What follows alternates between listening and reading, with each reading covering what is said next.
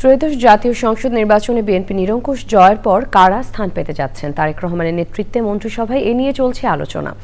সংশ্লিষ্টরা জানিয়েছেন দলের জ্যেষ্ঠ নেতাদের পাশাপাশি নতুন মুখ ও শরিকরাও থাকতে পারেন নতুন সরকারে। আরও জানাচ্ছেন মিথিলা নাজনীন। নতুন সরকারের মন্ত্রিসভায় অভিজ্ঞতার পাশাপাশি তরুণ ও মেধাবীদের প্রাধান্য থাকবে বলে দায়িত্বশীল সূত্রগুলো বলছে।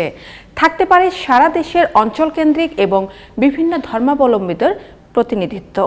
প্রধানমন্ত্রীর রাজনৈতিক উপদেষ্টা হিসেবে আলোচনায় আছে বিএনপি স্থায়ী কমিটির সদস্য নজরুল ইসলাম খানের নাম। বেগম খালেদা জিয়ার মৃত্যু পরবর্তী দলের পক্ষ থেকে বক্তা হিসেবে এবং পরে নির্বাচন পরিচালনা কমিটিতে গুরুত্বপূর্ণ ভূমিকা পালন করেন তিনি। মন্ত্রিসভায় সম্ভাব্য সদস্য হিসেবে আসছে বিএনপি স্থায়ী কমিটির সদস্য, বিএনপিপন্থী চিকিৎসক সংগঠনের নেতা ও বেগম খালেদা জিয়ার ব্যক্তিগত চিকিৎসক ডাক্তার এজেডএম জাহিদ হোসেনের নাম। কৃষি ও খাদ্য প্রযুক্তি খাতের বড় উদ্যোক্তা হিসেবে দেশে বিদেশে পরিচিত বিএনপির ভাইস চেয়ারম্যান আব্দুল আওয়াল মিন্টুর নামও রয়েছে আলোচনায়। সংশ্লিষ্ট সূত্রগুলো বলছে, বিএনপির গত মেয়াদে শিক্ষা মন্ত্রণালয়ে যারা গুরুত্বপূর্ণ ভূমিকা রেখেছেন তারাও এবার প্রাধান্য পেতে পারেন। নারী ও সংখ্যালঘু নেতৃত্বের পাশাপাশি মানিকগঞ্জ, সিলেট, ফরিদপুর, টাঙ্গাইল ও নেত্রকোনা সহ বেশ কয়েকটি অঞ্চলের নেতাদের নাম এসেছে আলোচনায়।